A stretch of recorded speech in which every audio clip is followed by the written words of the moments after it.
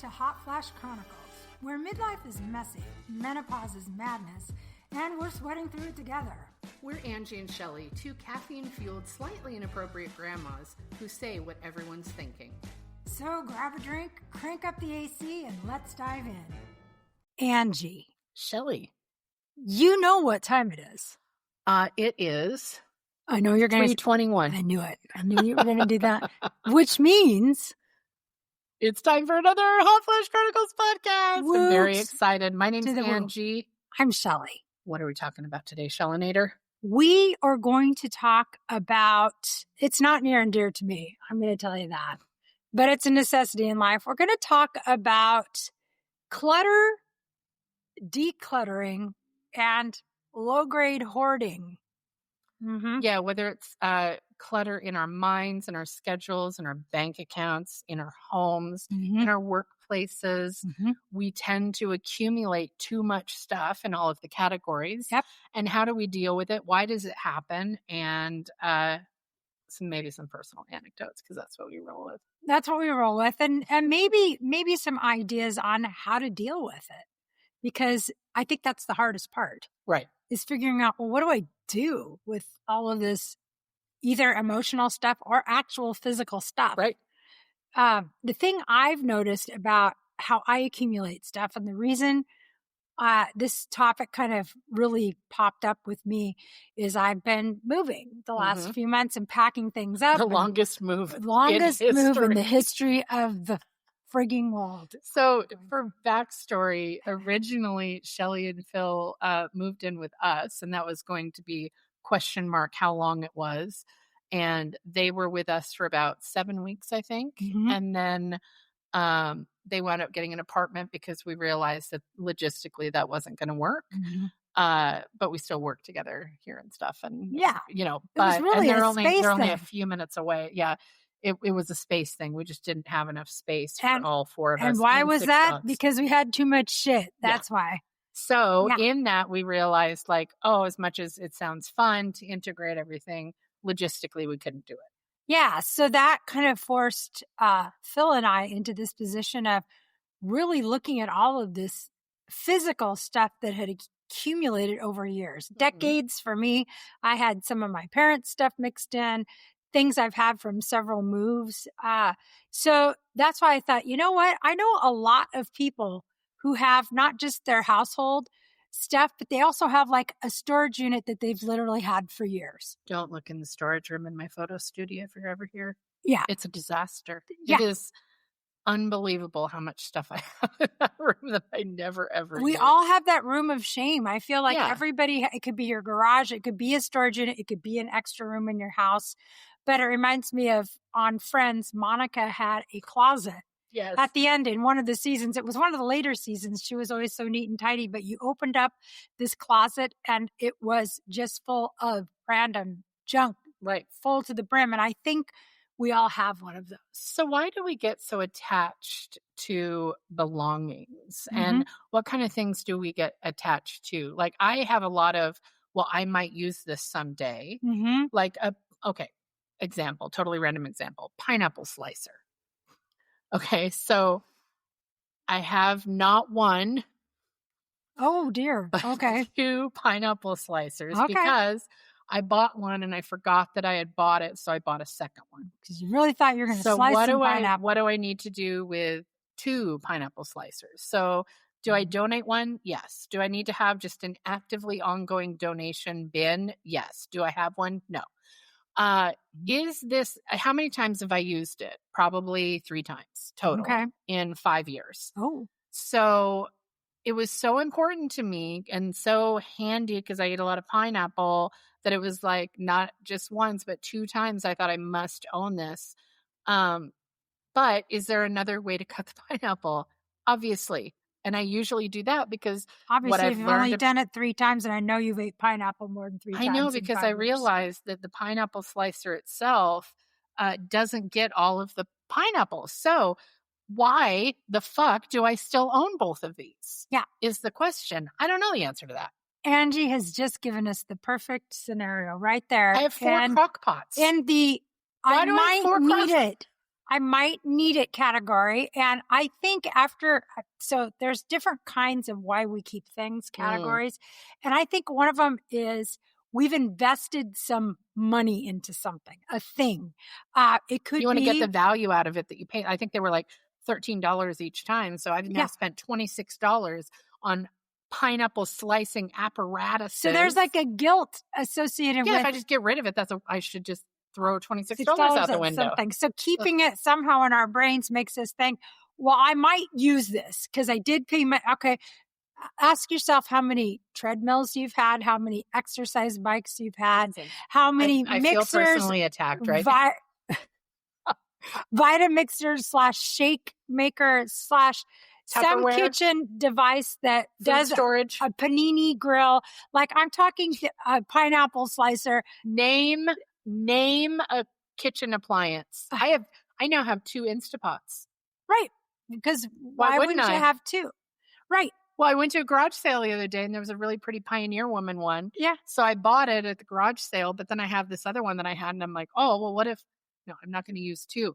What do I do with this other one? Do I donate it? Do I try to sell it on Facebook Marketplace? Do I find a friend that needs an Instapot? While I'm sitting in all of these choices, there sits the second Instapot. It's sitting there taking up some space. Yeah. They're pretty big. Yeah.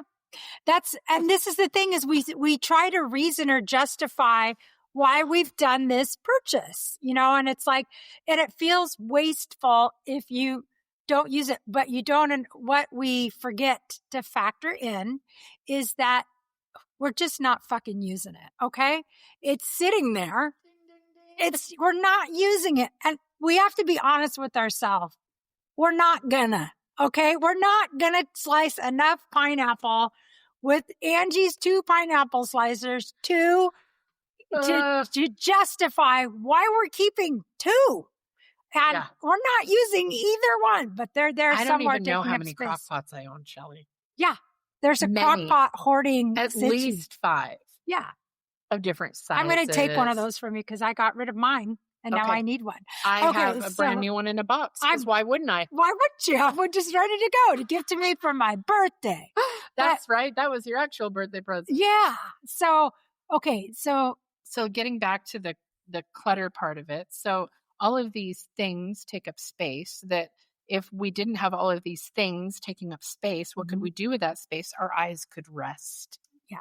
We would not feel like we had to clean everything. So what I want to do is go through the whole fucking house, every single drawer, every single closet, every single bin, and just literally purge 60% of the stuff I own. Yeah. But what does that number. take? It takes time and physical energy. And it's emotional. Gas. It's emotional when you go through this.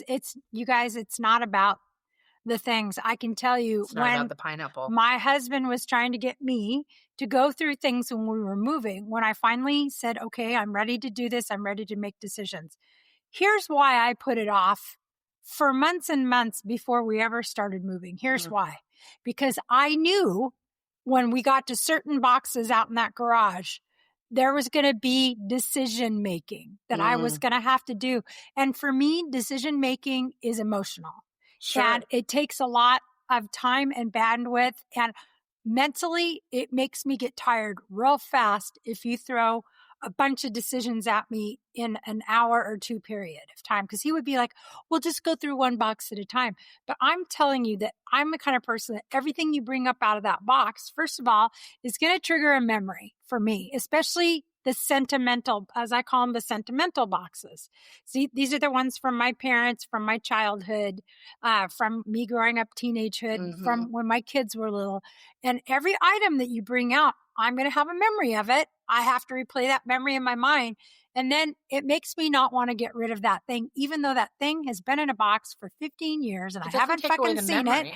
It doesn't take away the memory. And what I have to realize is I no longer need to have the physical thing to remind me of the memory. What I need to do probably is take a picture of that thing and start an album on my phone, on in the cloud or whatever that's called memories, childhood memories or my kids' memories, because I do not need to physically carry these around with me anymore. And I'm going to be moving to England and I can't afford to ship boxes and boxes of nostalgic memorabilia. It's 100% agree. either going to have to stay here with my kids, which I will do with the important things, or I have to just be able to say goodbye to it physically and just keep a picture of that memory.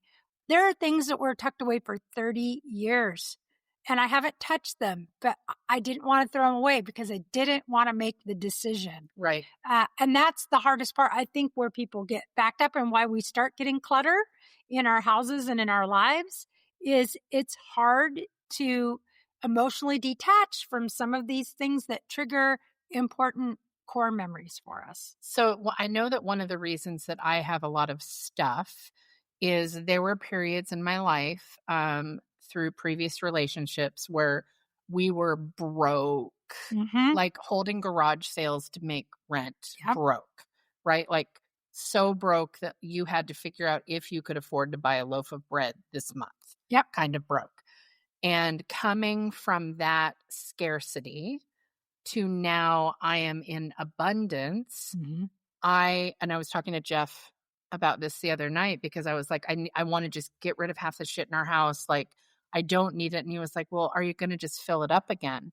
And I was like, I'm filling a void through shopping because if I'm sitting there watching an Instagram reel and I see somebody use a pineapple slicer, there's something in my mind that's like, oh, I can afford that. I'm getting it. Like, there's no like, can I fit that into the budget? It's like, oh, I'll show life. I can buy one. And not only one, I can buy two. Like, it's like a measure of success for me. But I need to not waste my money trying to prove to who that you're in abundance, that I'm in abundance. So I overspend to like let myself know I've quote unquote made it. You're capable. So I overspend because I'm in proving mode, which is not a healthy place to be. No. Because it's just a waste of resources. So Jeff's like, that's great that you're recognizing that. What are we going to do to make it so you stop filling up the house? Like if we purge a bunch of stuff, let's not just fill it all back up again. And I'm like, I don't really know. Like when we cleaned out that whole closet last month. He's like, well, this is all well and good, but we did this 2 years ago. And you were like, oh, we're never going to mess up the whole closet again. And here we are again. Well, you know what? That's just how life is. So you have to break a cycle and it's hard, but you're recognizing why. And that's the first And part. that's the first time I've said out loud, it's because I've lived in scarcity and I'm trying to prove to myself that I'm in abundance. It's the first time I've made that connection. It's like, oh shit. So maybe I can catch myself like, do I really need this pineapple slicer or am I just trying to prove something to myself? Because I can just cut it without. I know for a fact that when we have AI read what we should say about this episode, it's going to include pineapple slicer. 100%. It's going to be in the title. It is. $20 the title. It comes it's going to come up with pineapple slicer. Pineapple slicers and why we don't need them. Yeah, or why we do. So I feel like it can be very cathartic to go through your stuff and purge and pare down and all this stuff. And it can give you a sense of organization. So how do we go about doing that? Yeah, I think what I found as I was going through all my stuff, and I had so much, and I still have more to go through. But what I did was I set a limit of how much time I was going to commit to it, and like how many boxes. So I had a rule ahead of time because I had to set a boundary with my husband, who would want to just, if I'd get done with the box, he'd want to just bring me another one. And so I told him, here's what I can do. I can do 45 minutes at a time. I'm willing to sit for 45 minutes and make decisions for 45 minutes.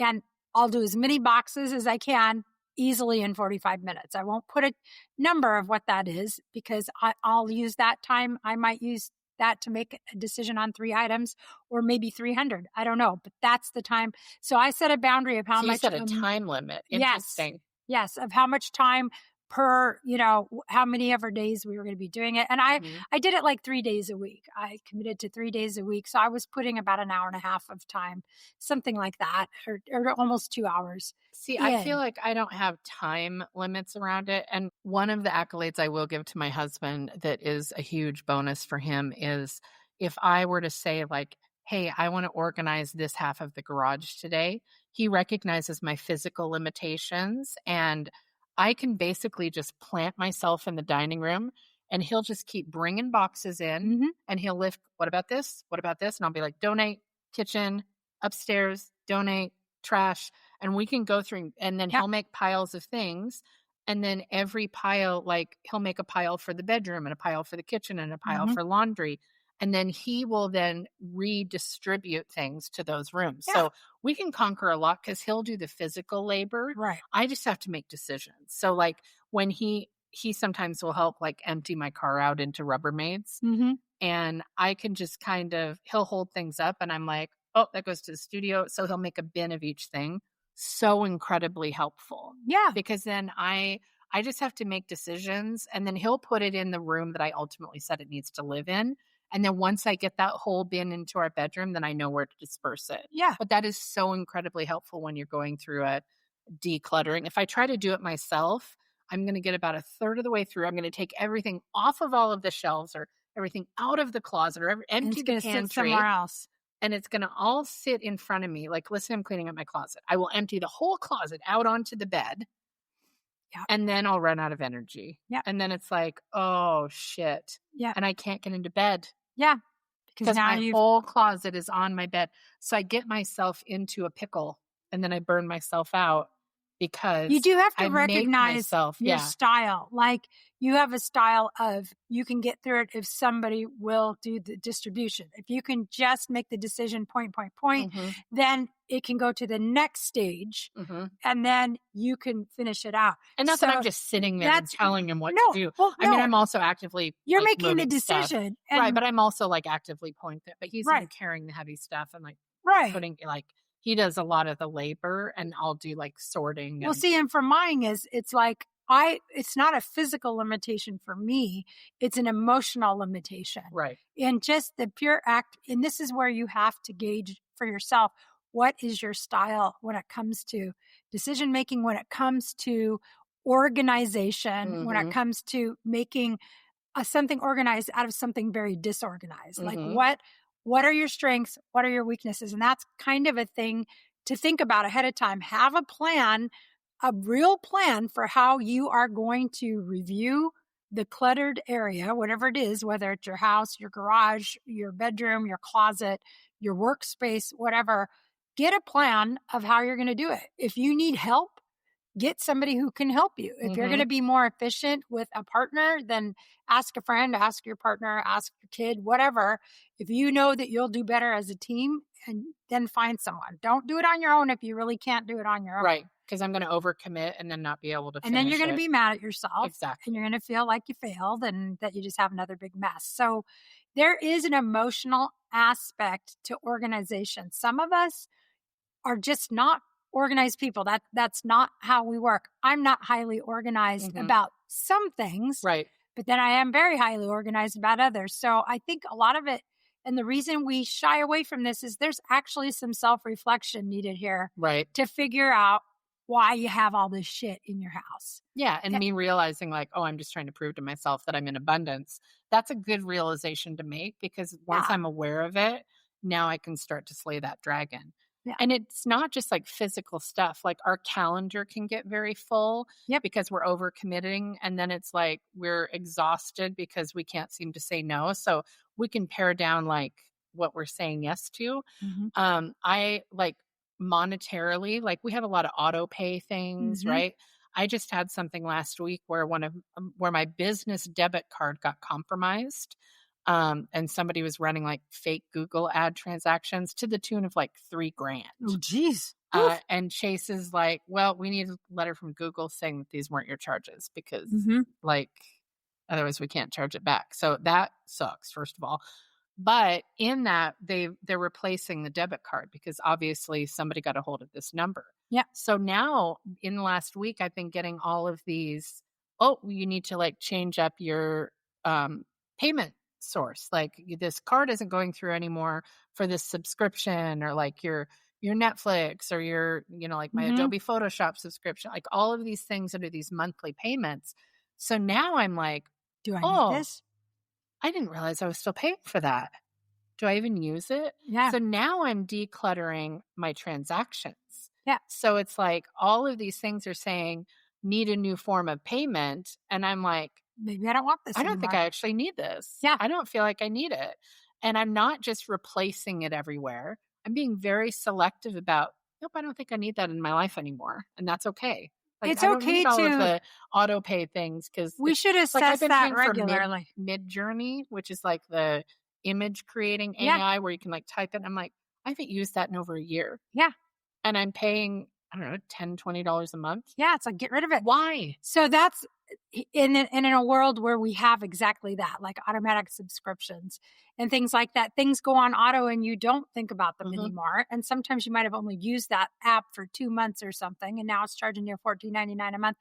So this whole idea of the stuff we keep, the stuff we get rid of, clutter being an actual physical thing in your house or in your subscriptions or on your calendar or in your mental space. Whatever. Like what stuff is taking up space in your mind? Yeah, that that's doesn't clutter. deserve a spot there. Right. And that's the thing that we have to do. And I think it's Marie Kondo or whatever. Yeah. She said something about if you Sparking haven't, joy. yeah, it's about sparking joy. But she's like, if you haven't touched it in 6 months, if it's been out of sight, out of mind in 6 months, you're not using it. And that You're could go not with using subscriptions too. Like if you haven't watched Peacock TV Yeah. in 6 months, maybe cancel it. Yeah.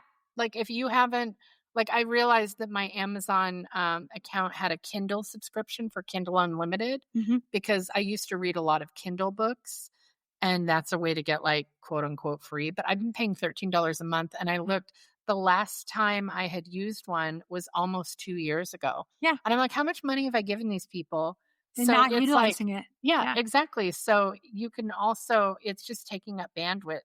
So if you haven't used it in 6 months, if it's something that you're paying for. So you guys, here's the thing. If you cancel that subscription to Kindle, you can start it again. Yeah. If you figure out, oh, wait, I really am going to use it there, you can cancel anything and restart it. I think a lot of times we're afraid, we keep things as a security holder. Just in case. Just in case. So we don't cancel things or we don't throw them out. Pineapple slicer, just in case that pineapple shows up that I want to use that, gadget on. We're really hammering that for pineapple slicer. Yeah. So it's like, it is like making a decision about what use is this to me? Am I utilizing it? And that can be any one. It can be the physical thing, the emotional thing, the thing in your checkbook. Am I actually going to use this? Right. Yes or no? And is it worth what I'm paying for it?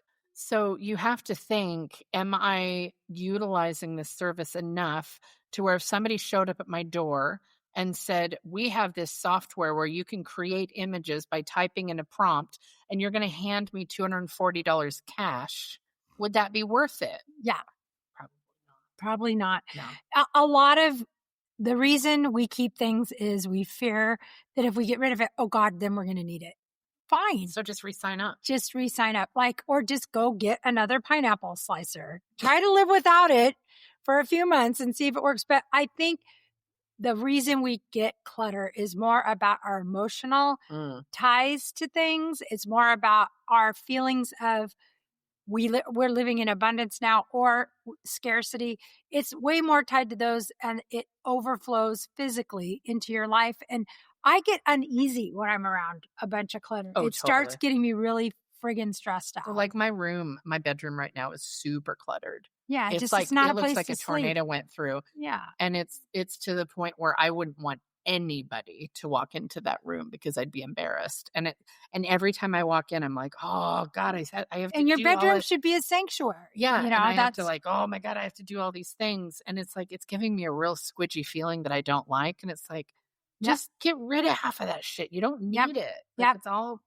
Just start realizing that it's less is better. Usually when it comes, that's the one thing I found that I'm really liking about living in our new space is I am not letting the clutter come in, and I'm trying to really commit hard to that happening where we do not start overstuffing the cupboards. We do not start overstuffing every free area that's available, which is very hard to do with my husband, who likes to put everything in front of him on the floor so he can see it. Literally. Yeah, he does. It's not okay with me. So we're trying to not get back into that habit, but just recognize if you're going to do this, figure out your style, figure out how much time you're willing to commit, and give yourself space to not get overwhelmed in it. Totally. And just, how do you eat an elephant? One bite at a time. That's how you declutter. It's the same thing. You declutter your mind. Do one drawer. Declutter your emotions. Do your whole garage. Yep. Do one drawer. Just commit to one thing, one small task, and get it rolling. And I love that. Get rid of that goddamn pineapple slicer, Angie. I'm going to commit to donating both of them, in fact. I love it. You heard it here. She's going to do it.